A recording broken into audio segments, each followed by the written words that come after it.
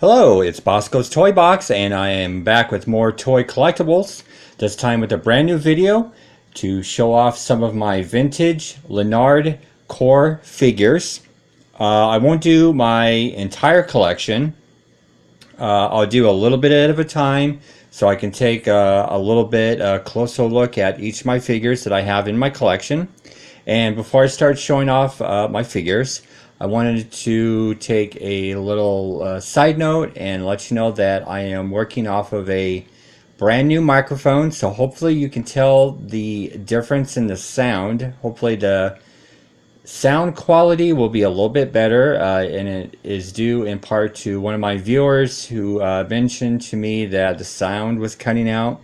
And so I just went on Amazon and I ordered a new microphone. So hopefully this works. Please let me know in the comments below if the sound is improved. And so on that note, I'm going to show off probably like 4 figures at a time. And so if you don't know anything about the Lanard Corps figures, they're basically kind of like a G.I. Joe figure, and they were actually made like G.I. Joes back in the day with the O-rings.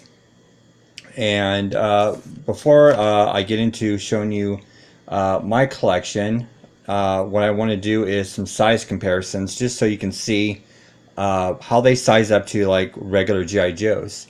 Now this G.I. Joe that I have here, Voltar, is a G.I. Joe that I just put together because I love fixing the O-rings and G.I. Joes and finding the random parts and making one complete figure from those random parts. And so I did this yesterday. When I went out toy shopping, I found the head and the arms because I already had the torso and the legs, and I got a complete G.I. Joe figure. So again, this is a standard G.I. Joe figure. And the first Lanard figure that I'm going to show you here, it's from 1986, and his name is Large Sarge. So as you can see, they're very identical as height and size. They all have the same like O-ring and like the same joints, you know. So basically, you can take apart the core figures and take apart the G.I. Joe figures and actually make your own figure if you really wanted to. But that's just to show you the size, excuse me, the size comparison. So I'm going to take away Mr. Voltar there and put him back in his little casing. Okay, so anyway, with Large Sarge here, again from 1986, he is probably, I don't know, compared to other Lanard Corps figures, especially the vintage ones, just kind of a plain looking guy.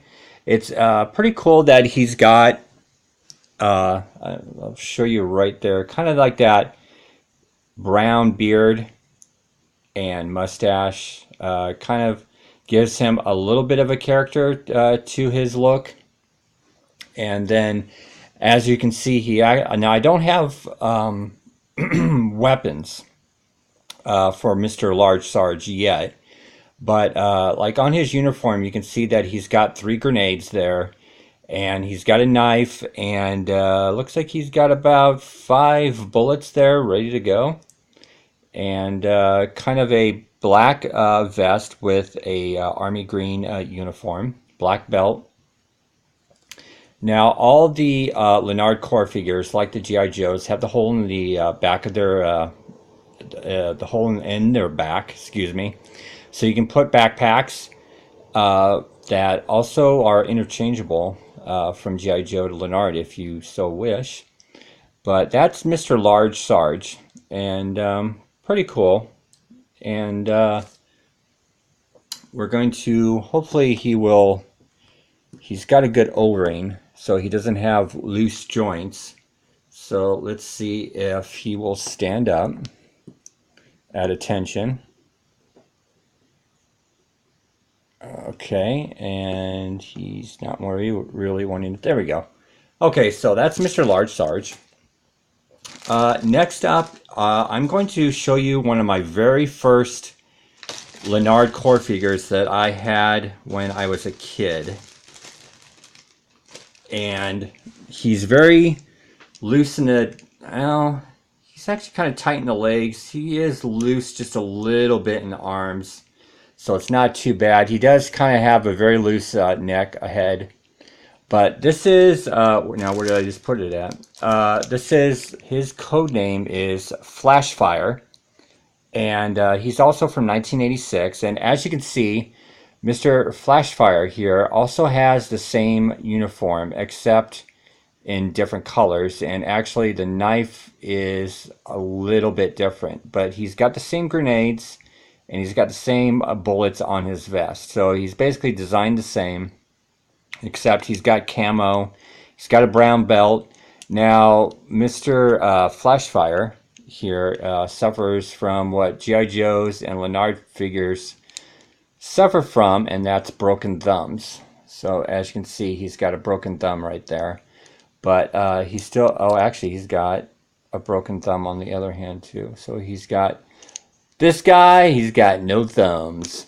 But still very cool, because he was the very first figure that I bought when I was a kid. I can't, I want to say Kmart, but that might not be right. I don't know. But way back in the day, and I'm talking probably 19, God, when he came out, 86, 87. But I do like it how the just like G.I. Joe's, Lanard Corps figures have got diversity. Corps figures actually don't have, up until recently, with them adding those females, it was basically all males. And which is kind of sad, because I actually like to see more cool female figures. But again, on the back, he's got that hole for a backpack. And again, pretty plain looking.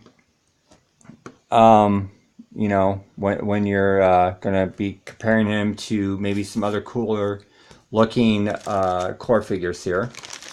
So my next figure that I'm going to show you, and I actually have two of them, but I'm going to show you one of them. And again, he is from 1986, and he's got great thumbs, and his name is Tracker Tom. And as you can see, he is a Native American, or back in the day when we used to play with these toys, he was an Indian. But now the PC term is Native American. So actually a little bit better design as far as just for the look of the figure.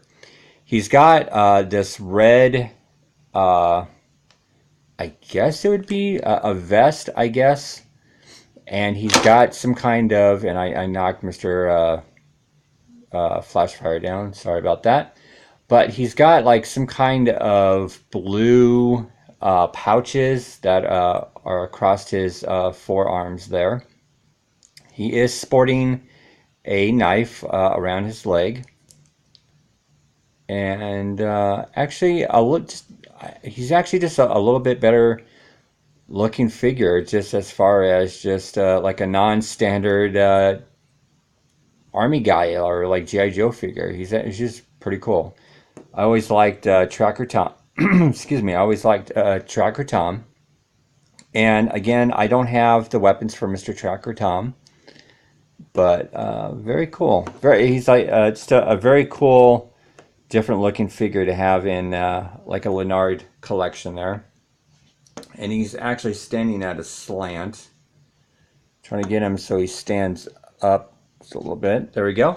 Okay, then the last figure that I'm going to show you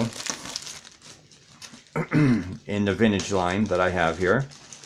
And his little tag. So he is from 86. Now, I guess he's got different versions that go from 86 to 89. Now, his code name is Shark, and he's actually version number 1 of Shark, and he's a deep sea diver. Now, poor little shark here, he does have the broken thumbs, and his O-ring really needs to be repaired because, as you can see, he is very loose in the limbs. I mean, he doesn't have tight limbs. His head wobbles a lot. His legs are very like he wouldn't stand that well. But a very cool figure, and he does actually have his little oxygen tanks there. And he needs his flippers, because I don't have his flippers.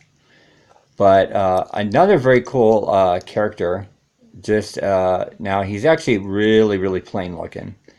But just as far as him being a deep sea diver is very cool. And probably if I fixed him and, well, actually if he had his little thumbs there, and if he had his fins, and I think he's supposed to come with some kind of spear gun, but he would be a really cool figure. He's also, if you can kind of see, he's also kind of got like a little nose rub there where paint's kind of coming off. But he's in very well played with condition. So, but it doesn't, you know what, it really doesn't bother me so much that the thumbs are missing, since these action figures are prone to have missing thumbs. Of course, I can't really hold the weapons, but you know, I can always try my best to find replacement hands and limbs. So that's what's always good about the Lanard figures and the G.I. Joe figures, is if you do have broken thumbs, it's always possible to repair them. So that's just very cool. So those are the first 4 in my collection. I've got so many other vintage figures to show you. And then once I exhaust through the vintage figures, then I'll do the semi-recent and then really recent figures to show you in my collection. So I hope that you enjoyed this video of looking at some of the Lanard figures from the mid-80s. And like, comment, share, subscribe, all that good stuff, or just enjoy the video. You don't even have to do anything. Just enjoy the video and enjoy looking at these toys just like I do. And like I always say, keep playing with those toys, keep collecting. And see you on the next video.